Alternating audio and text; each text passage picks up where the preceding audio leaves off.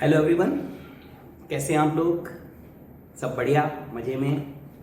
चलिए, तो welcome to class number 4 of Indian partnership act. तो पिछली क्लास में हम लोगों ने डिस्कस किया था like partners by holding out एक होता था और एक हमारा होता था जो नॉर्मल पार्टनर्स हैं। तो होल्डिंग आउट में थोड़ा सा कहीं कंफ्यूजन रह गया आप लोगों को या कुछ क्वेरीज थी। पार्टनर बाय होल्डिंग आउट का मतलब है somebody who is not a partner but he represents himself as a partner. तो he has no right in the firm और फर्म का भी उसके अगेंस्ट में कोई राइट नहीं है क्योंकि there is no privity of contract. Firm से तो कॉन्ट्रैक्ट ही नहीं हुआ, बट फॉर थर्ड पर्सन्स जो उसकी बात पे विश्वास करके फर्म को कुछ गुड सप्लाई करते हैं या लोन देते हैं, they can treat him as partner, meaning thereby he will be responsible towards only those people who believed that he is partner. और वो बिलीफ भी उसके एक्शन की वजह से then he will be responsible, right? तो वो लोग पहले फर्म से मांगेंगे, फर्म नहीं देगी तो उससे मांगेंगे। ऐसे ही there was a concept of sub partner. Sub partner is actually not a partner, वो पार्टनर का पार्टनर है और उससे ये तय हुआ है कि फर्म में जो इंटरेस्ट होगा वो देगा, उसको मिलेगा। तो कॉन्ट्रैक्ट किस किस के बीच में? पार्टनर के बीच में और सब पार्टनर के बीच में। रिमेनिंग लोगों के बीच में there is no privity of contract. ABC की फर्म थी बच्चों और डी से सब पार्टनरशिप की हुई थी ए ने। ये तय हुआ था कि जो कुछ फर्म से मिलेगा ए को, उसमें ये दोनों 50-50 शेयर करेंगे। Now he will be treated as sub partner. अब number 1, he is not a partner in the main firm.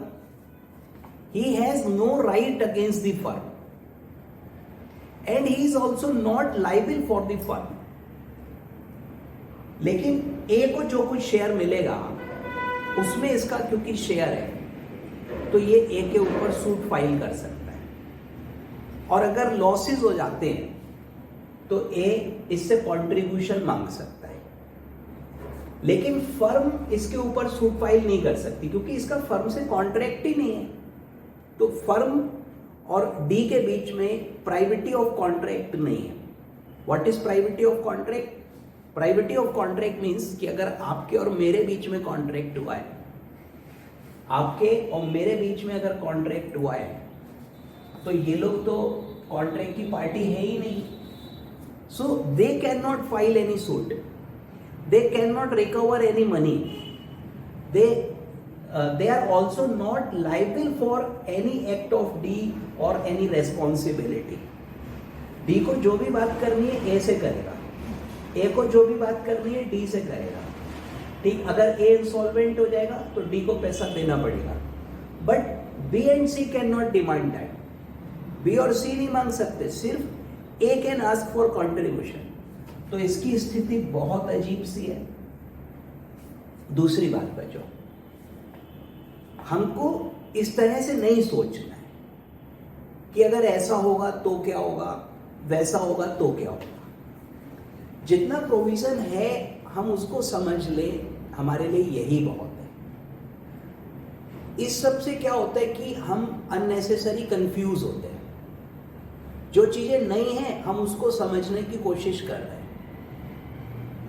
Hypothetical questions arise हो रहे हैं, उससे हमारे को खुद को प्रॉब्लम होगी। एग्जाम में भी सीधे क्वेश्चन पूछेगा और हम उसको उल्टी सीधी बातें बता के आएंगे जो कॉन्सेप्ट ही नहीं है, जो चीज़ हवा में थी, हाइपोथेटिकल थी, और उससे we will lose our marks. तो there is humble request to you कि जो टॉपिक्स हैं आप थोड़ा उस पर ध्यान दीजिए, जो कराया जा रहा है उसको थोड़ा ध्यान से करिए, इंस्टेड ऑफ कि ऐसा होगा वैसा होगा। चलिए एनीवे, सो आज की क्लास शुरू करते हैं बच्चों, अपना टॉपिक स्टार्ट करेंगे। तो आज का देखिए हमारा टॉपिक है पार्टनरशिप एट विल। अब इसको पहले ये समझिए क्या है पार्टनरशिप एट विल, और इसी से अगला है पर्टिकुलर पार्टनरशिप। ये दोनों बेटा इंटर रिलेटेड है। आप आइसोलेशन में समझोगे तो दिक्कत होगी। पर्टिकुलर पार्टनरशिप, तो ये दो प्रकार की पार्टनरशिप होती है। एट विल का मतलब है इच्छा पर, और पर्टिकुलर पार्टनरशिप का मतलब है partnership for a particular task या पर्टिकुलर वेंचर कह सकते हो आप। तो किसी पर्टिकुलर काम के लिए हमने पार्टनरशिप करी, पर्टिकुलर कार्य करने के लिए, एक सिंगल टास्क पूरा करने के लिए, तो वो पार्टनरशिप पर्टिकुलर पार्टनरशिप कहलाएगी। राइट। तो क्या होगा when the task is complete, when the task is complete, partnership is automatically dissolved, अपने आप खत्म हो जाएगी बेटा। काम पूरा, पार्टनरशिप खत्म। सपोज करिए कि अभी आपके पास कोई आइडिया है, business idea, and you want to produce a movie. आप एक मूवी बनाना चाहते हो। सर आपके पास एक अच्छी सी स्टोरी है, एंड स्टोरी इज लाइक कि सपोज करिए कि वायरस के ऊपर हमने मूवी बनाई, कि किस तरीके से एक वायरस आया, कैसे करके वो चाइना की एक लैब में बनाया गया। Sir this is the plot of the movie. मुझे नहीं पता वायरस कहाँ से आया, ये तो मूवी का प्लॉट बता रहा हूं। तो चाइना की एक लैब में वायरस बनाया गया, इंटेंशंस खराब थी, और उन्होंने उस वायरस पे वैक्सीन भी बना ली। उसके बाद उन्होंने वो वायरस दुनिया भर में फैला दिया, और अपने यहाँ वैक्सीन से सबका ट्रीटमेंट कर लिया। थोड़े से लोग मार दिए, मतलब मर गए, वो दुनिया को भी दिखाने को जरूरी था। ये मूवी का प्लॉट है। आई एम नॉट सेइंग कि ऐसा एक्चुअल में, मुझे क्या पता बेटा। उसके बाद दुनिया भर में लॉकडाउन लगा। फिर हमारी मूवी का हीरो है, and he is the prime minister of one country, right. और बच्चों वो अपना लाइक क्रिश 3 की तरह और वैक्सीन बनाता है, पूरे देशवासियों को बचा लेता है, लॉकडाउन लगाता है, फिर लॉकडाउन में सारी तैयारी कर लेता है, और किसी को नहीं मरने देता, और अंत में हैप्पी एंडिंग। मे भी प्लॉट अच्छा नहीं लगा हो आप लोगों को, लेकिन चलो मान लेते हैं यार। So you have this idea कि हम ये मूवी बनाएंगे और इंप्रूवमेंट कर लेंगे भैया प्लॉट में, अभी तो बहुत समय हमारे पास। देयर आफ्टर अब आपके पास उतने पैसे नहीं थे कि आप मूवी पूरी अकेले प्रोड्यूस कर सको। तो आपने अपने दोस्तों से बात करी, उन लोगों को भी प्लॉट अच्छा लगा कि यार कहानी तो बढ़िया है, और वो भी रेडी हो गए। अब देखो कितने लोग हो गए, 3 से ए, बी और सी। अब 3 लोग हो गए। देखो एग्रीमेंट हुआ, और ये एग्रीमेंट हुआ कि भाई तीनों लोग पैसा लगाएंगे, मूवी प्रोड्यूस करेंगे। सर उसके बाद मूवी बन जाएगी, रिलीज होगी, पैसा आएगा, और वॉट एवर प्रॉफिट वो अपना सर 40-30 शेयर करेंगे। आपका शेयर 40 रखा है मैंने, आपके दोनों दोस्तों का 30 रखा है, क्योंकि आइडिया आपका था। डन, एग्रीमेंट हो गया बेटा ये। तो ये पार्टनरशिप का एग्जाम्पल हुआ कि नहीं हुआ। अब देखिए, this partnership is for producing a particular movie only. ये सिर्फ इस मूवी तक है। ये पार्टनरशिप कंटिन्यूअस नहीं चलेगी, ये लंबे समय तक नहीं चलेगी। सर तीनों लोग इकट्ठे हुए, तीनों ने पैसा लगाया, फिर मूवी प्रोड्यूस हुआ, सर उसका शूटिंग वगैरह हुआ, फिर वो रिलीज हो गई, पैसों का कलेक्शन हुआ and they distributed among themselves. तो this kind of partnership is particular partnership.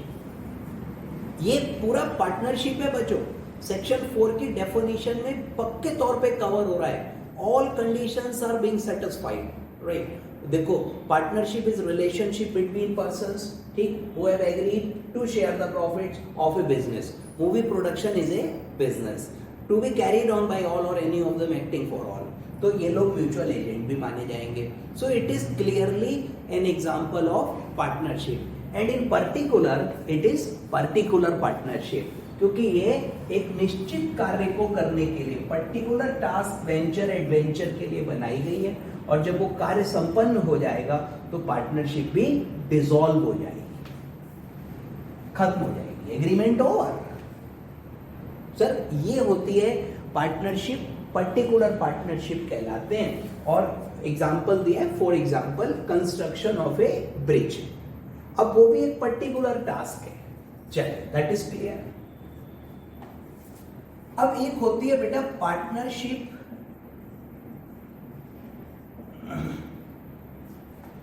For fixed term. जैसा कि नाम से क्लियर है, इसमें टर्म इज फिक्स्ड, से 5 years, 10 years and so on, कुछ भी हो सकती। These are just example. तो पार्टनरशिप फॉर फिक्स्ड टर्म होती है। टर्म मतलब टाइम उसका फिक्स्ड है कि भाई इतने समय तक पार्टनरशिप रहेगी हमारी। ओके सर, आप देखो, जैसे सपोज करिए अब आप स्कूल में पढ़ते थे, सबके दोस्त बने, सर दोस्ती हुई, 1 2 दोस्त, 3 दोस्त, सबके होंगे।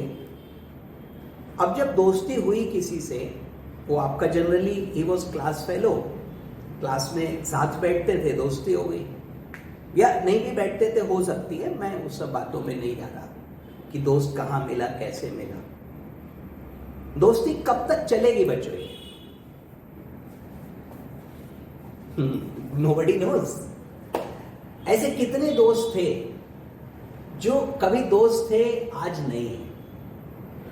ऐसे भी होंगे कि किसी स्टेज में वो हमारा बहुत क्लोज फ्रेंड था, सर क्लास 4th में, 5th में, और फिर वो उसने स्कूल चेंज कर लिया या हमने स्कूल चेंज कर लिया और फिर मुलाकात भी नहीं हुई शायद, या फिर लड़ाई हो गई दोस्त से। जनरली लड़ाई की एक ही वजह होती है, मैं उसमें नहीं जा रहा।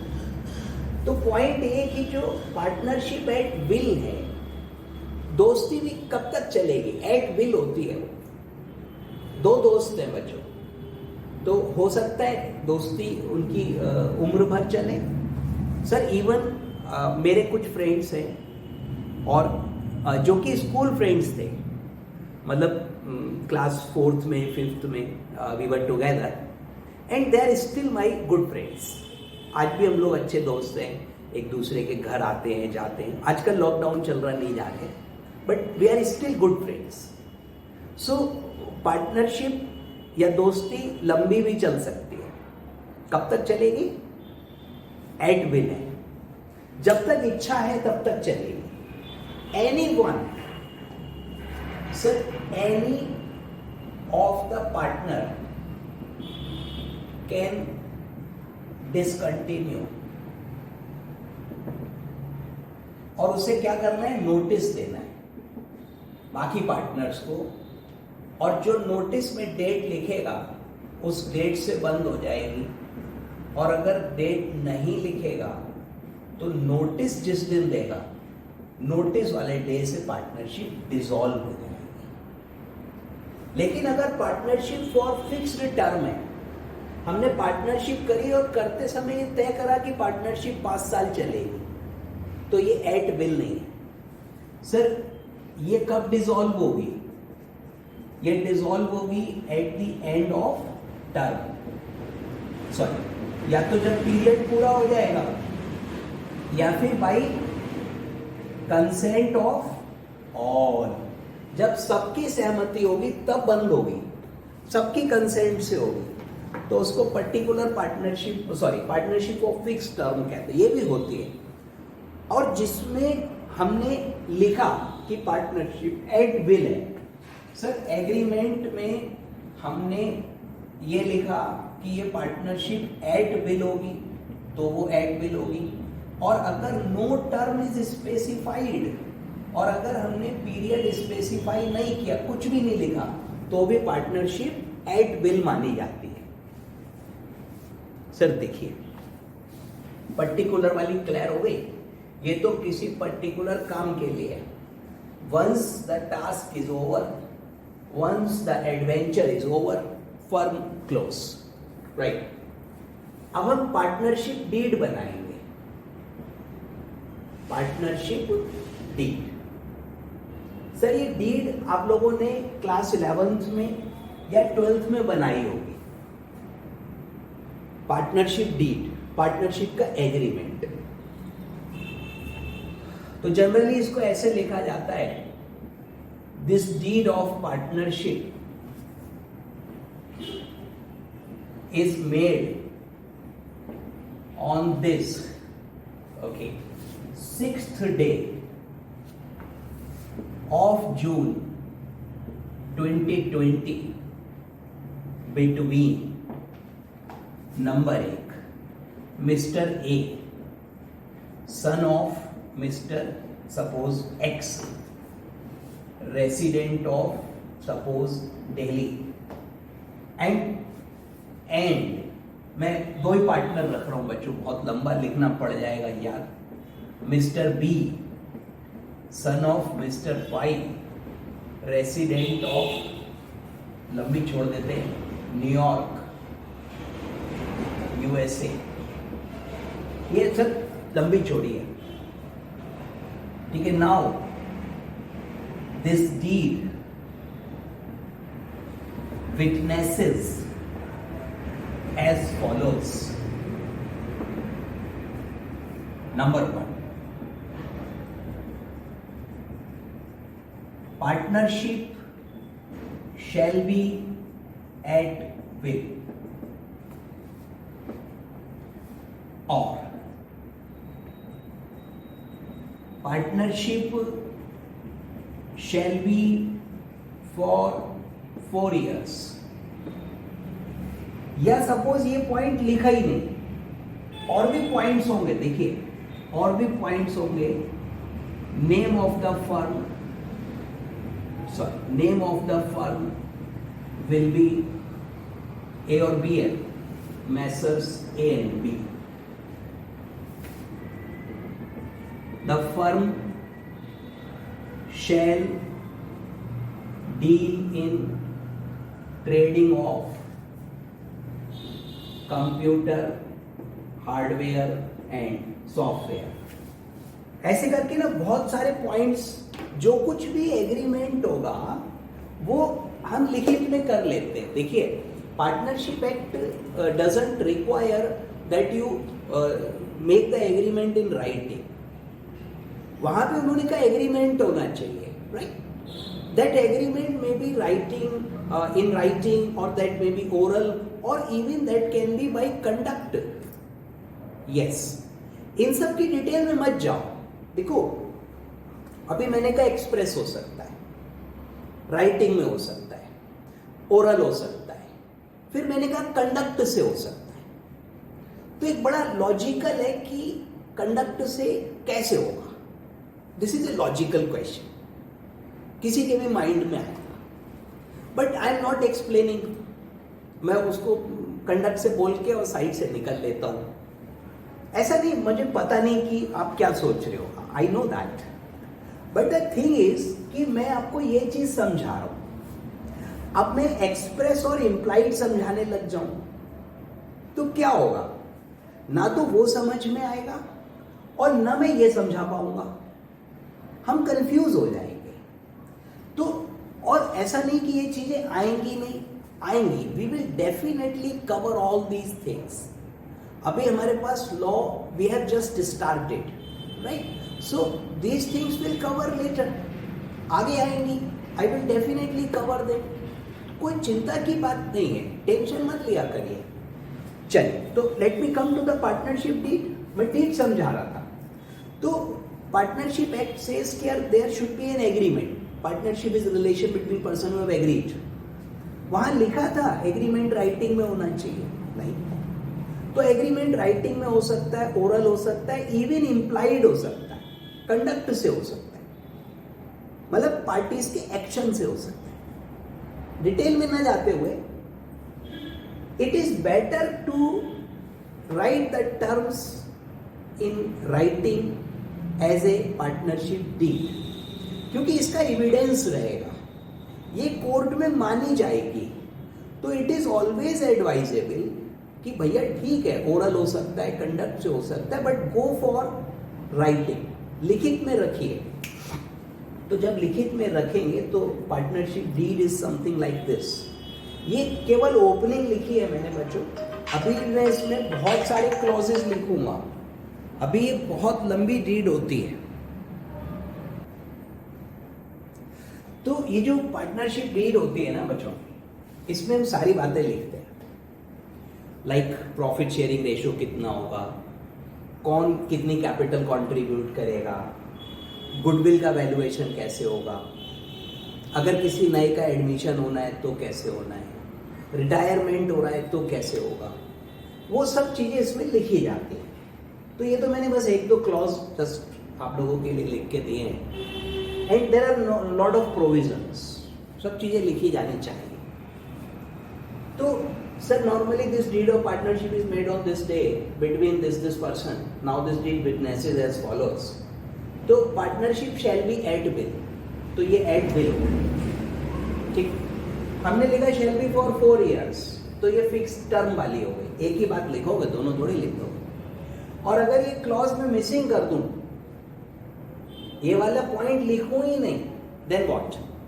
तो भी पार्टनरशिप एट विल मानी जाएगी. ये मैं कहना चाह रहा हूं. तो अगर they have agreed that partnership shall be at will, then it is at will. And if no term is specified, even then the partnership shall be at will. अगर at will तय किया है तो भी at will है, और अगर कुछ तय करा ही नहीं है तो भी at will मानी जाएगी. At will का मतलब होता है any of the partner, any of the partners. कोई भी. Sir A B C D 4 लोग हैं और D चाहता है बिजनेस बंद हो जाए, तो D अकेला बिजनेस बंद करा सकता है. खाली उसको एक नोटिस देना है ए बी और सी को और कहना है बंद करो स्पेसिफाइड डेट से. सर आज नोटिस दिया और लिखा 1 जुलाई से बंद होगी, तो 1 जुलाई से बंद हो जाएगी. और अगर नोटिस में डेट स्पेसिफाइड नहीं है तो जिस समय नोटिस दिया जाएगा उस समय फर्म का बिजनेस सर डिसकंटिन्यू हो जाएगा और डिसोल्यूशन होगा, और फिर उसके आगे की कार्यवाही होगी. आगे क्या होगी उसमें अभी नहीं जाना है, आगे जाएंगे, अभी नहीं. अभी तो जो है उसको समझिए, दैट इज मच इंपॉर्टेंट. ये मिस हो जाता है और जो नहीं है हम उसको ध्यान में रखते हैं. ये हमारे साथ थोड़ी समस्या है बच्चों. चलिए, तो देखिए पार्टनरशिप एट विल में क्या लिखा है बेटा. इसमें लिखा है कि partnership is called partnership at will when partnership is not for a fixed period. Fixed period नहीं है तो एट विल है. And when no provision is made, इस बात का प्रोविजन ही नहीं है कैसे खत्म होगी. जैसे दोस्ती हुई बेटा, वो जो दोस्त है हमारे साथ, कभी तय करा उससे कि कब तक दोस्ती चलेगी? किसी ने नहीं करा. तो ये पार्टनरशिप एट विल है, वो दोस्ती एट विल है. ये पार्टनर सर इसमें एंड फिक्स नहीं है, कभी भी हो सकता है, लेकिन हमने उसको फिक्स नहीं किया हुआ है. हमने ये तय नहीं किया हुआ है कि कब बंद होगा. सर दूसरा पॉइंट है the essence is that it is open to either partner, कोई भी anyone, to dissolve the firm by giving notice in writing to all the partners. तो डी अगर चाहेगा तो, लेकिन नोटिस सबको देगा, लिखित में देगा. the firm is then dissolved from the date mentioned in the notice, and if no such date is mentioned, then from the date of communication, जिस दिन नोटिस दिया जाएगा, right? If partnership is to be dissolved by mutual agreement, अगर ये तय करा है कि सबकी सहमति से होगी, तो वो एट विल नहीं है। एट विल में स्वतंत्रता है, कभी भी बंद कर सकते हैं। तो एग्जाम्पल है, Anil and Mukesh agree to do trading of laptop for a period of 3 years fix term, और ये 3 साल के बाद खत्म होगी, तो ये पार्टनरशिप एट विल नहीं है, ये फिक्स्ड टर्म वाली है बच्चों। Particular partnership I have covered. Okay, अगला टॉपिक है partnership property. Partnership property, so what is it, क्या है ये? बेटा मैं बताता हूं। देखिए, partnership property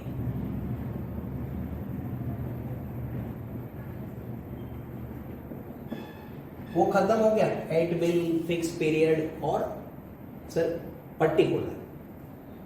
partnership property means property of the firm, property of the firm.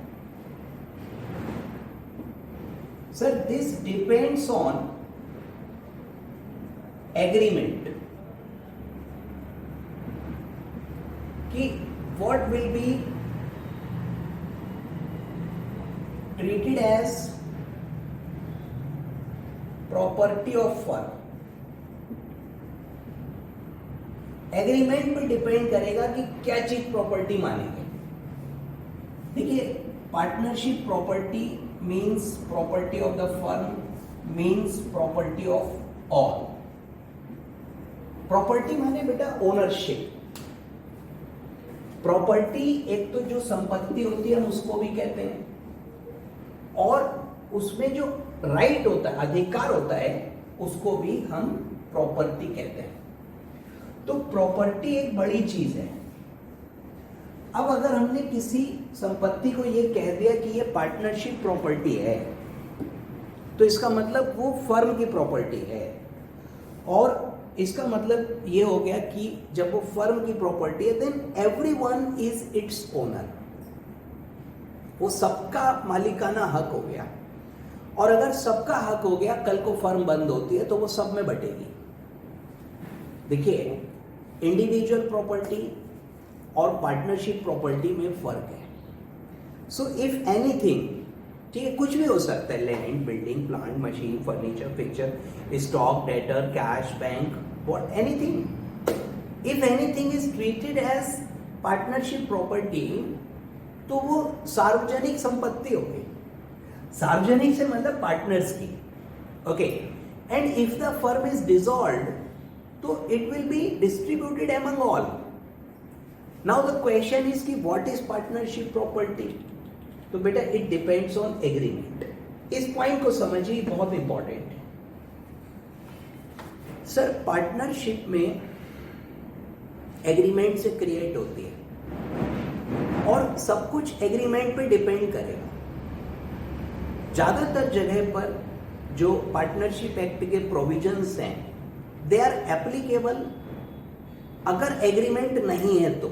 जैसे यू नो कि पार्टनर का जो प्रॉफिट शेयरिंग रेशियो होता है वो पार्टनर्स डिसाइड करते हैं, and in the absence of agreement हम ये मानते हैं कि तीनों या चार जितने भी पार्टनर्स हैं उनका शेयर इक्वल है। पार्टनरशिप के क्वेश्चंस किए थे हम लोगों ने, तो उसमें अगर प्रॉफिट शेयरिंग रेशियो दिया होता था तब तो हम वो मानते थे, और अगर नहीं दिया होता था तो क्या करते थे, तो हम सबको इक्वल अज्यूम करते थे। इवन पार्टनरशिप एक्ट भी ये कहता है कि partners are free to decide their profit sharing ratio. A और बी दो पार्टनर्स हैं।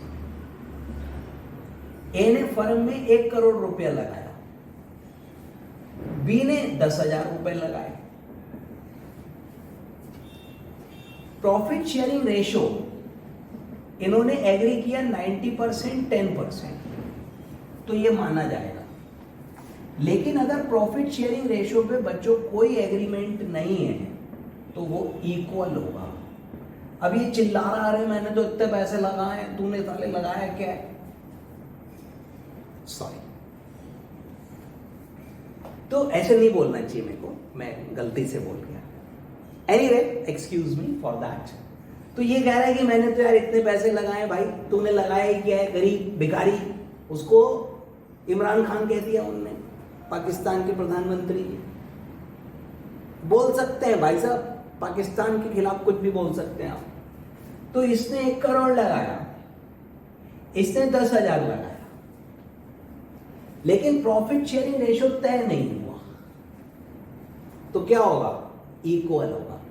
लेकिन अगर एग्री करा है तो एग्रीमेंट विल प्रिवेल। तो generally the provisions of partnership act are not applicable. Agreement will supersede the provisions of the partnership act, but in the absence of agreement act will prevail. तो फिर act के provisions माने जाएंगे, act की बात को सुना जाएगा। तो इसलिए पार्टनरशिप प्रॉपर्टी क्या होगी ये एग्रीमेंट पे डिपेंड करता है।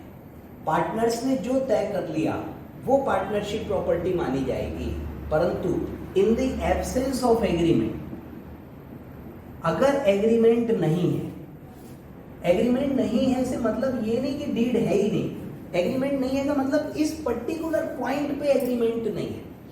In the absence of agreement following shall be regarded as partnership property. Number 1, number 2, number 3। क्या क्या चीज है बच्चों? 3 पॉइंट्स हैं। एक है property brought in bye a partner, दूसरा है प्रॉपर्टी एक्वायर्ड बाय फर्म, और तीसरा है गुडविल। तो ये 3 चीजें पार्टनरशिप की प्रॉपर्टी मानी जाएगी। मतलब इसमें सबका राइट होगा बेटा, और ये राइट होगा सब्जेक्ट टू एग्रीमेंट। एग्रीमेंट से इस बात को बदला जा सकता है। अगर एग्रीमेंट नहीं है तो ये रूल्स लगेंगे। मैं समझाता हूं। सपोज करिए कि हमने और आपने पार्टनरशिप करी, ठीक है? एक आप हो और एक मैं हूं, और लेट अस से वी आर पार्टनर्स, ठीक? सर अभी आपका सीए कंप्लीट हो गया? हाँ लगभग हो ही गया। कितना सा रह गया? मेरा हो गया, ठीक है, हो ही गया, कोई बात नहीं बच्चों। नाउ आप भी सीए, मैं भी सीए, ओके, अज्यूम कर लेते हैं, और हमने एक पार्टनरशिप फॉर्म बनाई। आप भी पार्टनर, मैं भी पार्टनर, दोनों के बराबर राइट बेटा। अब देखिए एक ऑफिस खोल लिया, कोई बात नहीं। अब ऑफिस में भैया एसी लगाना था, हमने कि यार एसी कहाँ से लाएं, क्या करें, कैसे करें? आपने कहा अरे सर मेरे घर पे ना एक एसी फालतू पड़ा है, मैं ले आता, ले आओ। आप लाए, आपके घर से आप अपना एक एसी लेकर आए, वो ऑफिस में लगा दिया गया। This is property brought in by a partner to the firm.